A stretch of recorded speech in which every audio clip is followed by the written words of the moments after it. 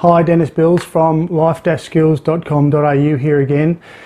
Now that the formalities are over and now that I've laid out my reasons and motivations for presenting these vlogs, it's time to get down to business.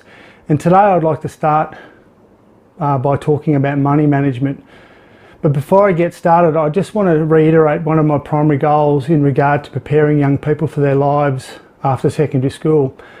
And that is that I hope to help young people work their way towards managing their own affairs and being in control of more of the facets of their lives and their self-management, which in turn should lead to an improvement in the young person's confidence and self-worth, as well as their resilience as they move towards independence. And that's because an independent young person is also more likely to back themselves and more likely to be prepared to take more calculated risks in the worlds of work, training and study. They'll also be far more likely to feel confident about leaving their family homes, their suburbs and their towns as they move out into the world seeking work, training or study. Of course, that's not the sole aim, is not to just get young people to leave their homes. It would be far more beneficial if young people could get work in their towns and in their suburbs and stay at home for longer. But unfortunately, we know already that the way the world works is that young people basically are going to have to leave at some point in time and they're going to have to venture out into the world. And I don't have a problem with that. I think that sense of adventure is an important part of every young person's life. At some point in time, they have to take the plunge and go and do it. What I'm aiming to do is just to help young people be better prepared for that transition and to be better prepared for that move away from the support mechanisms of home and family and school. But also I want the people that they leave behind to also feel more confident about the future prospects of the young people that they're letting go. Because like I've already said in an earlier vlog, a young person who learns to manage their circumstances will also inadvertently be building a solid foundation under themselves from which to launch themselves, but also relaunch themselves if the need arises. But that foundation will also prove to be the young person's safety net and also the default place that they fall back to whenever things don't quite work out for them. Because if and when something like that does happen and the young person does falter, does stumble, and they do have to retreat from one foray or another out into the adult world, they can at least take comfort in the fact that they've still got all the smaller working components of their lives in pretty good shape. Things like their money management, things like their friendships and relationships, things like they have control of their possessions. They have the small details in order, like their Medicare card and their tax details. Their transport options have been laid out. They also have their understanding of what's required in regard to maintaining their physical health as well as their mental well-being. And let's not forget they've still got their original credentials and qualifications as well as all the new information that they've gained from each new adventure, each new foray out into the adult world. That's going to continue to add even more layers to their current knowledge base about what it takes to survive and then to thrive away from home. So as my first formal vlog on the topics that I laid out in my introductory vlog, I've started with money, mainly because, like it or not, so many things in a person's life are dependent on not only having money but also on their ability to continue to make money, but then also be able to manage it. It's also especially important to get a grasp of these things, particularly for young people when they're first starting out. And right at this moment, for a lot of young people, the management of money is even more important still, especially since COVID-19, when so many young people lost their jobs or couldn't study or couldn't pay their bills or perhaps lost their way. In only a couple of weeks, JobSeeker is also going to be cut back quite drastically, almost back to its original amount, while the JobKeeper allowance is going to continue to be phased out. And of course, we all know the age group that's probably going to be affected most by these changes. So let's get started with money management first, before we move on to budgeting in my very next vlog, where I'm going to talk about learning to live within your means. That's also where I'll be able to present you with some of the figures in regard to how much money is enough to live on, especially in regard to job seeker, but also how much is not enough, and how I came up with the numbers that I'll be presenting. Of course, life isn't only about money, though sometimes it can feel that way, and for most people it's a constant pressure in the back of their mind of, are they making enough? Have they got enough? Will they have enough? For young people, and for a lot of young people, it's not so urgent because the realities of what is required in financial terms have yet to be recognised and realised. Anyway, my take on it is, if success was only to be measured in financial terms, then very few of us would ever consider ourselves to be truly successful anyway. So it's good that success comes in so many forms. But even if you are successful in things like your relationships and your friendships and the management of your personal health and the type of job you've got or the type of person you've become, it still comes down to money, because you're still going to need money to survive. And for starters, you're going to need a good bank account to keep your money safe. So my preferred system is for you to have two bank accounts. The first one will be an everyday account with a linked debit card, and the second one will be a savings account. Most banks should be able to provide you with both. But before you open a bank account, you're also going to need to prove your identity. You're going to need your birth certificate. That's probably the main form of ID that you're going to be expected to present any place that you're going to have to present an ID. And the bank will want to see that, along with a few other types of ID like your driver's license, your current student card, your Medicare card or your passport.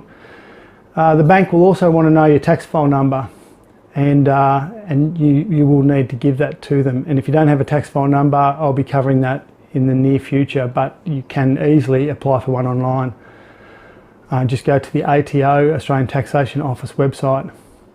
Any of the links that I do mention as I speak, I will also post below this video so that you don't get confused about what some of these abbreviations and acronyms mean. A lot of your parents will have already opened bank accounts for you, or when you were quite young perhaps.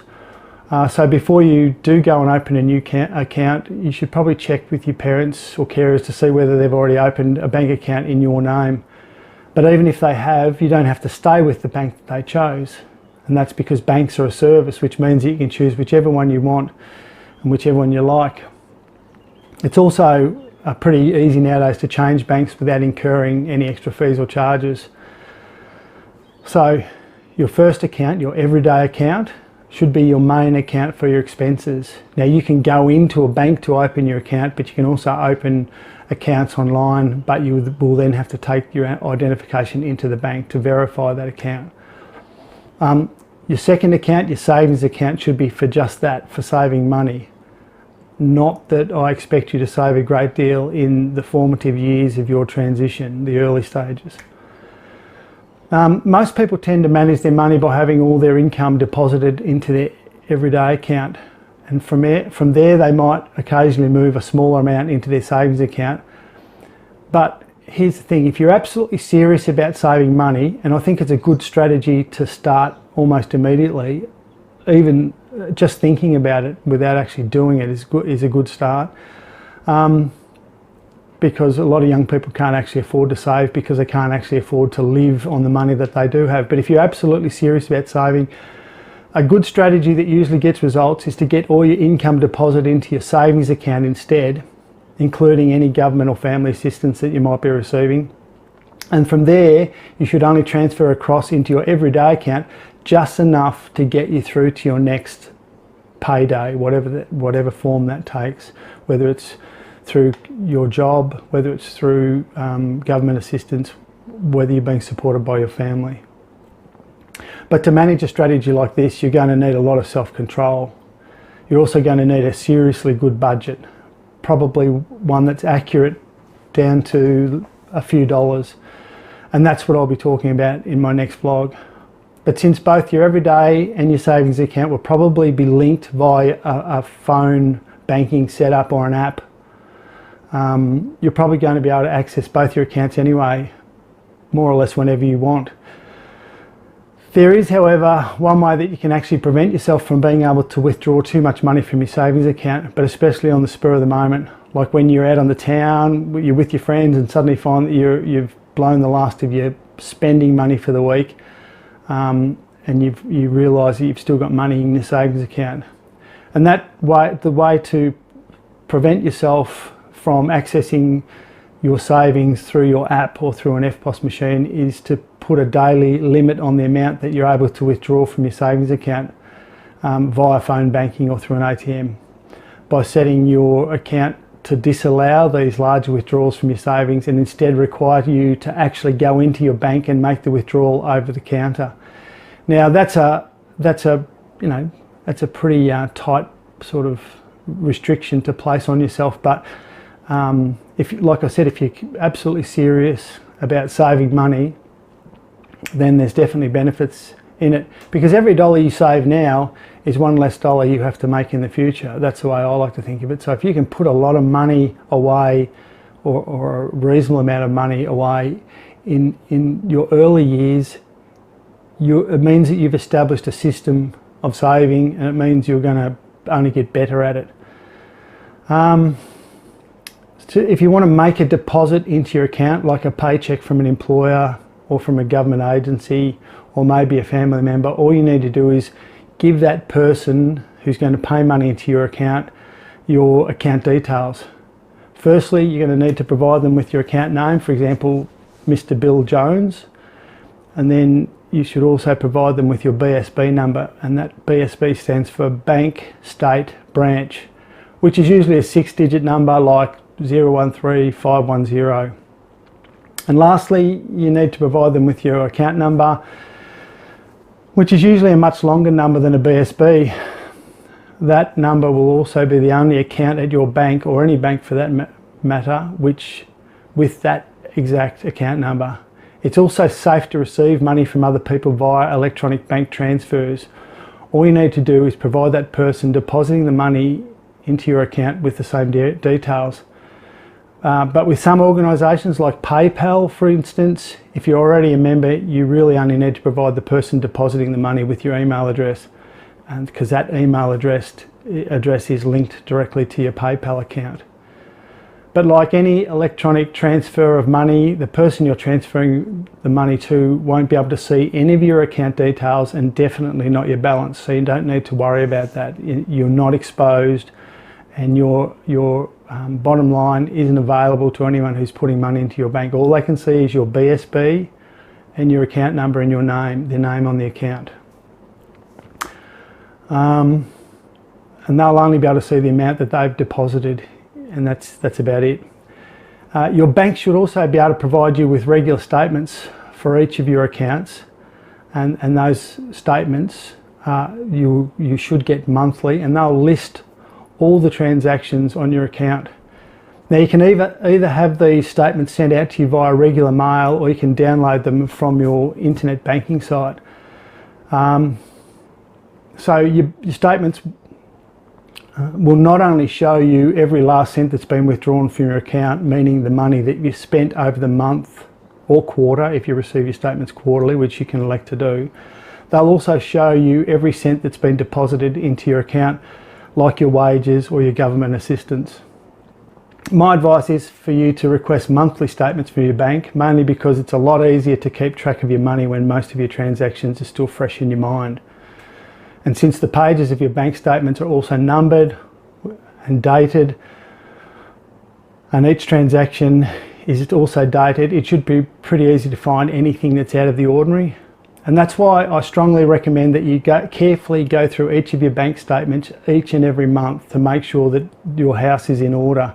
That way, if you do find anything unusual, where you see a transaction where you don't understand where it's gone or where it's come from, you can contact your bank immediately.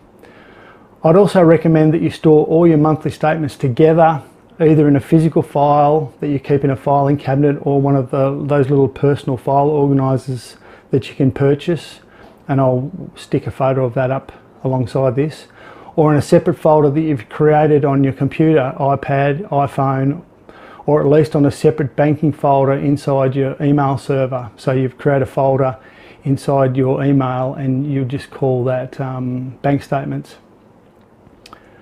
A wise man once told me that unless your documents, anything that you save, are saved in 3 different locations, anything you save digitally or electronically are saved in 3 different locations,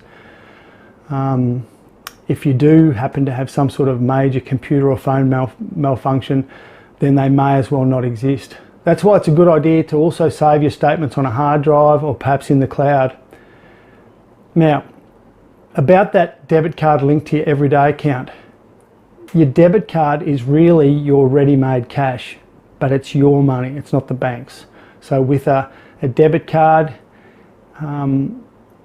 if it's a debit card, you're only allowed access to your own money that's in your account and not money borrowed from the bank. And that means there's always going to be a limit on how much you can spend, and that limit is how much money you've got in the bank. But like I said before, if you're serious about saving money, I'd recommend that you only link your debit card to your everyday account and restrict the access you have to your savings account. You don't want to be out on the town, have had a few drinks, and you decide you need to do something else, and you take out the last 50 bucks that you've got and it's in your savings account. You don't want that to happen. I'm sure it's happened many times over the years, but it'd be best avoided, because in many ways your savings account is also your emergency account. It's your fallback. It's the account you can go to when the cupboard is bare. So if by chance you do happen to have a few extra dollars sitting around, you could always move that money into your savings account. Most savings accounts also accrue interest, and basically that's the bank's way of rewarding you for storing your money with them. Currently interest rates are pretty low, so a lot of people aren't getting a lot of return on their investments or their savings in bank accounts, but at least you know that your money is safe. With most banks though, you also need to keep your money in your savings account for at least a month to earn any interest anyway. So if you constantly keep transferring money back and forth between your accounts, not only does that reduce the amount of interest you earn, you might also find yourself paying higher monthly charges to your bank for going above your account's allotted number of monthly transactions.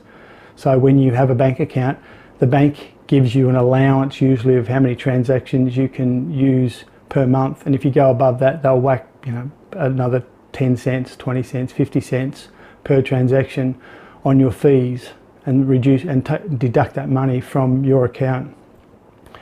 So remember, your savings account should be just that, but when it comes to your debit card, every transaction should be free. That is, the bank shouldn't charge you for any transaction you make with your debit card other than a small monthly fee that you'll pay for having your debit card.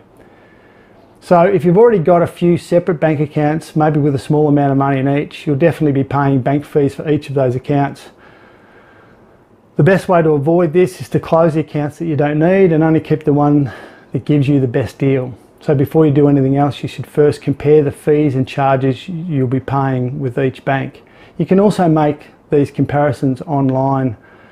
There are a few sites, when you do make any comparisons between power companies, phone companies, banks, whatever online, you have to look at the website and see what they are gaining, whether they are actually advertising a product already. So I usually use CanStar Blue, CANSTAR Blue, and they usually do pretty honest appraisals of where you can get the best deals for a lot of your services.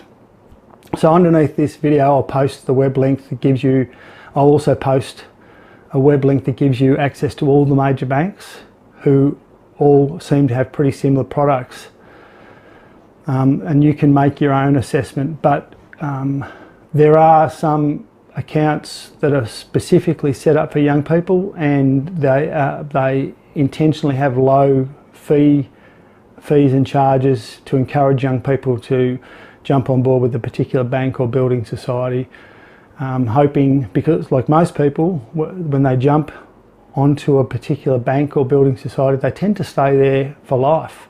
So it's in a bank's best interest to make make their product attractive to you right from the very start. Saving money isn't easy, and when you first start out in the big wide world it's often harder still, mostly because you start out with next to nothing or owning very little, which means that your hard-earned dollars are often spent on just making it through from one week to the next. In the early stages of your independence, you shouldn't worry too much about savings, not yet anyway. Because don't forget, it takes most people decades to build up their assets and their wealth.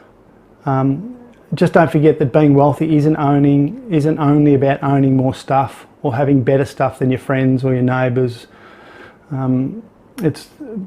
Wealth is also about the accumulation of knowledge and life experiences. It's all about building quality friendships. It's about meeting and getting to know even more people as the years go by. So if it ever comes at all, real financial wealth takes a lot of planning for and tends to come slowly.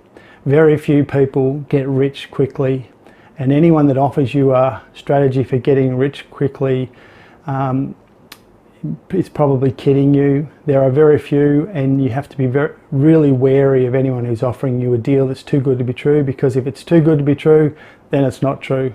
I think that's a pretty simple rule.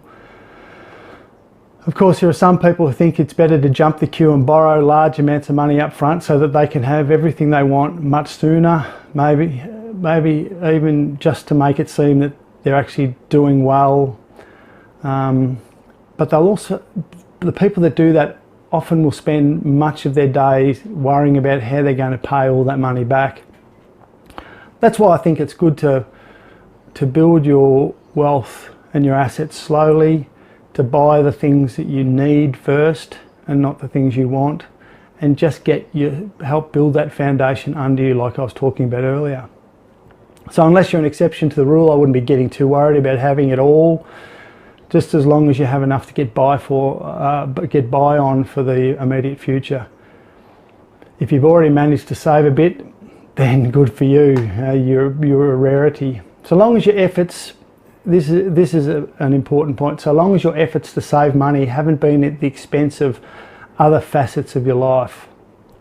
And that's why I'm really in favour of young people being able to get out and about so they can soak up the new things in their lives, experience what it's like to be young and what it's actually like to be an adult or be moving into adulthood in this life. And let's not forget that if you've already got a job, then your superannuation fund has already started savings for you. So I guess the bottom line is, when it comes to money, just don't be too impatient. Your first few years of independence are also a time for laying the foundations for everything else that's to come in your lives. So let's get that part right first. In the meantime, you can at least start keeping track of your expenses, basically so that you can start to understand just where your money is coming from and where it's going to. That's why when you first start out, you should only buy the things you need and hold off on the things you want. My take on it is that those things can wait for the moment, because if you get your money management organised pretty early on, there's also a bit of evidence to suggest that you're more likely to be able to afford at least some of the things you want in the not too distant future. But by sticking to only buying the things that you need right at the start, it's highly likely that your money is going to last a lot longer than it otherwise would. Your debit card, let's go back to the debit card for a second. Your debit card linked to your everyday account will also have a PIN number, and that's a secret 4-digit code that you organise with your bank when you first receive your debit card. Nowadays, just about any transaction greater than $100 requires you to enter your PIN number into the checkout EFTPOS terminal. But let's not forget that your PIN number is also meant to be so secret that not even the person behind the counter at the bank should know it. That's why you should never write it down and never tell anyone. You should also not let someone else use your card. And that's a really important thing. Young people tend to be quite free with their money and sharing things, but I think in this case, I don't think you should be letting someone take your debit card and give them your PIN number. I think you're inviting trouble. You can also use your debit card to withdraw cash from just about any ATM. I think most of them are free or very low fees to do that. But I'm also not a big fan of carrying too much cash either, because the more cash you carry, the more you're likely to spend it. But more about that when we talk about budgeting during my next vlog. You can also use your debit card to pay your phone bills online or over the phone, and since I've never had a problem using my card to pay my bills in this manner, I don't have a problem recommending that you do the same. The only thing that I'd like to add to that is that as a rule, I only ever use my card to pay bills with companies and organisations I trust, perhaps like my electricity provider, my gas provider, my phone company. I'm also okay with sites like eBay, mainly because of their 30-day money-back guarantee and the fact that you can put two-factor authentication on sites like eBay and PayPal and your bank account, which means that if someone else tries to use your account, you'll get a text on your phone with a code number that has to be entered in before someone can use it. So that's two-factor authentication. And I'd recommend two-factor authentication on Facebook, on eBay, on PayPal, on your bank account, on any government-based account, MyGov. I recommend two-factor authentication on all those sites. We'll talk more about that in the future.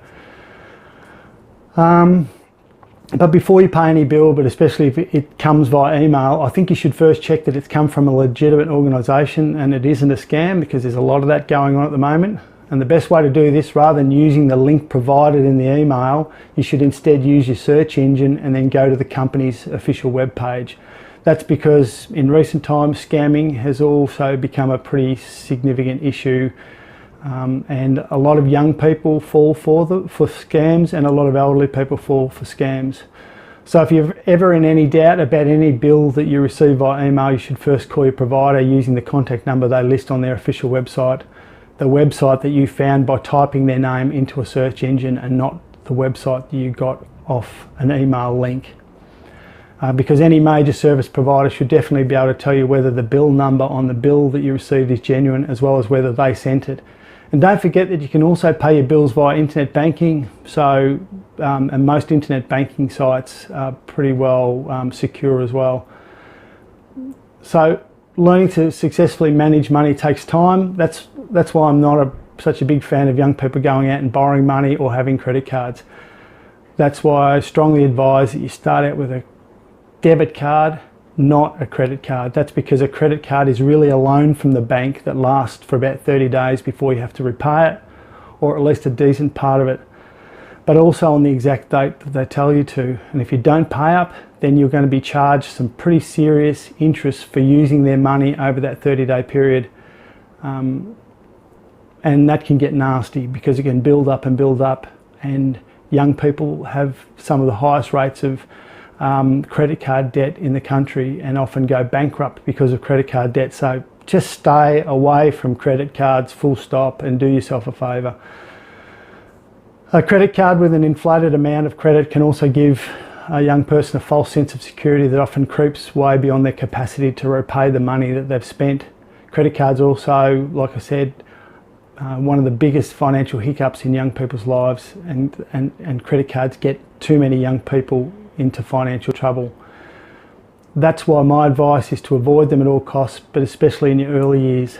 Some institutions might even offer you an incentive or a bonus in order to get you to use their credit card, but it's these bells and whistles that can also fool you and can take you down a path that you might not be able to find your way back from. My take on it is that your life will only be better without a credit card. So if you already have a credit card and find that you're already struggling to make your monthly payments, my advice is for you to contact your lender immediately and ask them if you can make an alternate arrangement to pay off your loan, perhaps in the form of a small loan at a much lower interest rate. That's because personal loan interest rates are a lot lower than interest rates on credit cards. A smart bank should also be quite open to the idea of having a long-term credit card debt being paid off via a personal loan once and for all, rather than not having it paid off at all. And once you've negotiated your deal, you should get your scissors and cut your credit card into little pieces and drop them into a bin. Credit cards are best suited to the sorts of people who are already earning a decent income and already have a proven track record of money management and saving. You should never use a credit card to make up the difference if you ever find yourself short of money. So with the exception of those of you trying to live on JobSeeker, Austudy or Youth Allowance, or perhaps some other form of minimal allowance, in most cases a shortage of money usually means that you're living beyond your means and need a significant budget realignment. But perhaps even more so for those young people currently trying to survive on JobSeeker, Youth Allowance or Austudy, a really well thought out budget can be a real lifesaver as well. If you ever lose or misplace either your credit or debit card or your phone containing your credit card app, you should contact your bank immediately, but sooner rather than later, because most banks have a specialised department for dealing with lost cards. Okay, that's enough for now because there's a lot of information in there. But that's the foundations of money management, and if you can adhere to at least most of the things that I've outlined, I think you'll be doing yourself a genuine service. Next vlog, we're going to be talking and looking at budgeting and smart shopping and more about needs versus wants.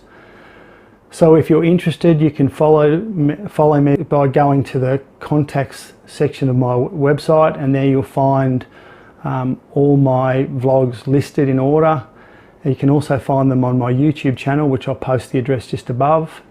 And I hope that you're ready to come on a bit of a journey with my next vlog, which we will be talking about budgeting, and we will be talking about JobSeeker and JobKeeper and apprenticeship wages and the best way for you to survive on those minuscule incomes. And when I say survive, I mean just survive, because most of those incomes are barely enough for a person to live on. And while I'm at it, I should mention that I think JobSeeker in particular should be much higher than what it is, and I think it consigns people to the waste bin. If they are to remain on JobSeeker for too long and they can't find jobs, then a lot of people fall by the wayside because of how low the JobSeeker amount is. But enough of that for now. See you next vlog with budgeting and JobSeeker and JobKeeper incomes and how to survive from week to week on those amounts. Cheers.